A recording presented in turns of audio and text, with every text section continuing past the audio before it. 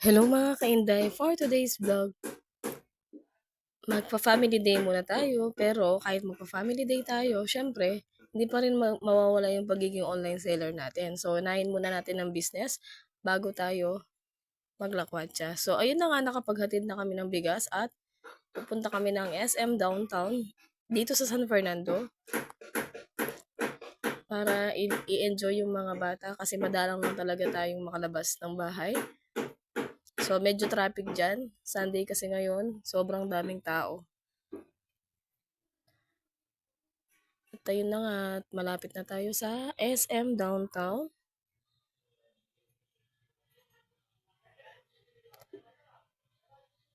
So, alam nyo ba, dati minamanifest ko lang na magkaroon ako ng sariling sasakyan or kung ano man yun. At least binigay ni Lord yung dasal ko na magkaroon ng sasakyan at hindi na kami nagko-commute. Ang hirap, di ba? Nung nagko-commute ka, tapos online seller ka, sobrang hirap din talaga ng pagpunta sa supplier lalo na kung wala kang sariling sasakyan. So ayun na nga at pumunta na kami sa SM Downtown at naggala muna kami dito para igala yung mga bata. So after bumili ng damit ng dalawang kids, kumain muna kami. Ay, hindi pala. Pumunta muna kami sa palaruan.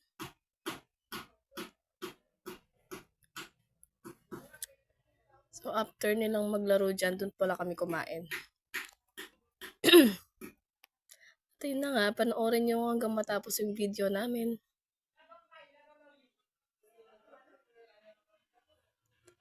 Nandito nga pala kami sa Quantum ng SM Downtown. At ayan, nag-i-enjoy si Bunso at si Kuya sa paglalaro dito sa Quantum. At ayun, pagkatapos silang maglaro, sige, enjoy nyo lang yan habang bata pa kayo. So after nilang maglaro, pumunta na kami sa third floor sa Mang Inasal. So shoutout Mang Inasal, baka naman.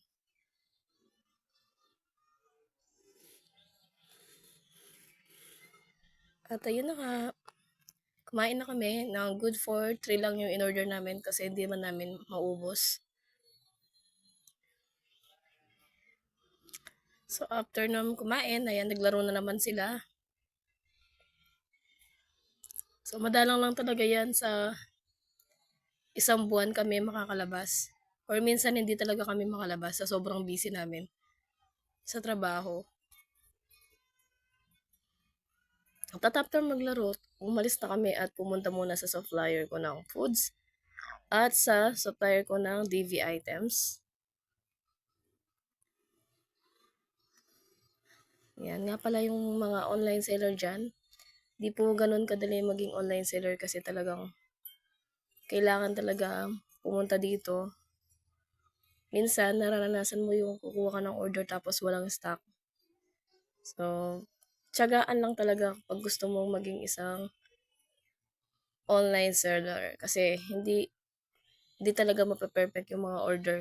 Kasi nga sa sobrang dami ng mga online seller ngayon, ang bilis lang maubos ng stock nila sa supplier. So mamaya, ito nga pala yung supplier ko ng foods. Mamaya pupunta tayo sa DV items at nandito na kami sa DV items. At ayun lang for today's vlog. Maraming salamat.